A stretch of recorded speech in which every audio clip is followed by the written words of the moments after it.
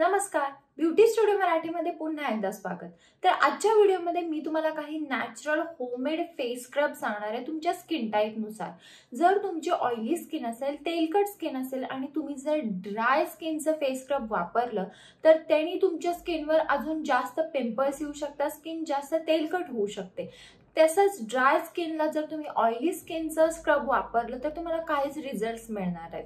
त्यामुळे तुमच्या skin type नुसार फेस स्क्रब वापरणं खूप गरजेचं असतं।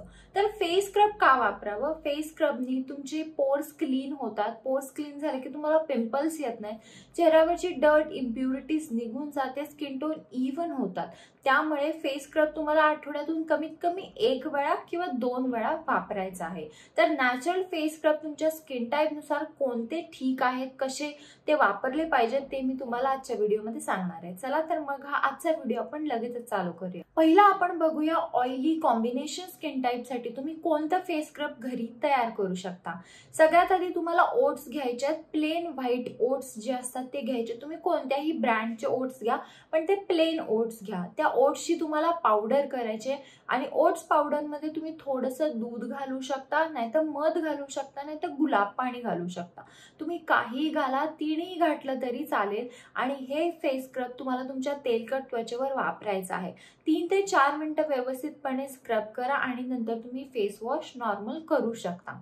तुम्ही तेलकट त्वचेसाठी साखर देखील वापरू शकता, पण तुम्हाला मोठी साखर वापरायची नाहीये, तुम्हाला पिठी साखर वापरायची। एक पिठी साखर नसेल तर तुम्ही कोणतीही साखर मिक्सरला लावून त्याची पावडर करू शकता। ही पावडर फॉर्म पण तुम्ही तुमच्या तेलकट त्वचेसाठी ॲज अ फेस स्क्रब म्हणून वापरू शकता। तर हे दोन्ही फेस स्क्रब तुम्ही आठवड्यातून 1 किंवा 2 वेळा नक्की वापरून बघा। आता ड्राय स्किन साठी फेस स्क्रब कोणतं बनवायचं तुम्हाला? ड्राय स्किन साठी तुम्ही एकतर खोबरेलचं तेल आणि कॉफी घेऊ शकता, नाहीतर बदामचं तेल आणि कॉफी घेऊ शकता।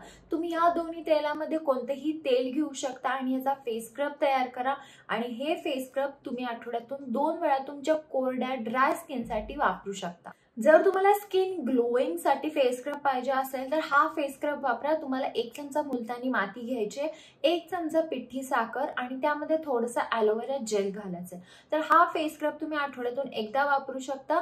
हा सगळ्या स्किन टाइप साठी सुटेबल आहे। जर तुमची ड्राय स्किन असेल आणि हा जर तुम्हाला थोडासा ड्राय वाटत असेल तर ह्यामध्ये तुम्ही थोडंसं 2 ड्रॉप बदामचं तेल घालू शकता। बाकीच्या स्किन टाइप साठी तेल घालायची काहीच गरज नाहीये। जर तुम्हाला खूप जास्त टॅनिंग आला असेल तर हा फेस स्क्रब नक्की वापरा। आठवड्यातून एकदा तुम्ही हा फेस स्क्रब वापरू शकता। नंबर 4 आहे अँटी एजिंग साठी। तर अँटी एजिंग साठी तुम्ही हा फेस स्क्रब वापरा। तुम्हाला 1 चमचा कॉफी घ्यायची आहे, त्यात अर्धा चमचा पिठी साखर आणि 2 थेंब बदामचं तेल घालायचं। तर अँटी एजिंग साठी हा बेस्ट फेस स्क्रब आहे आणि हा फेस स्क्रब तुम्ही तुमच्या पूर्ण बॉडीला देखील वापरू शकता। जर तुम्हाला बॉडी स्क्रब घरच्या घरी बनवायचा असेल तर कॉफी आणि पिठी साखर हे दोन्ही मिक्स करून ठेवा आणि जेव्हा पण तुम्हाला बॉडीला स्क्रब लावायचा आहे तेव्हा तुम्ही हा बॉडी स्क्रब वापरू शकता। हा बॉडी स्क्रब म्हणून पण चालेल आणि फेस स्क्रब म्हणून पण हे स्क्रब तुम्ही वापरू शकता। हा दोन्हीसाठी बेस्ट आहे। अँटी एजिंग साठी तुम्ही जर 30च्या अबाव तुमचे एज असेल तर हा फेस स्क्रब नक्की वापरा। आता सेन्सिटिव्ह स्किन टाइप जर असेल तर सेन्सिटिव्ह स्किन टाइप साठी फेस स्क्रब तुम्हाला 1 चमचा दही आणि अर्धा चमचा कॉफी पावडर घ्यायचे आणि हा फेस स्क्रब तुम्ही आठवड्यातून एकदा सेन्सिटिव्ह स्किन टाइप साठी वापरू शकता। सेन्सिटिव्ह स्किन टाइपला ज्यादा फेस स्क्रबची गरज नाही आहे।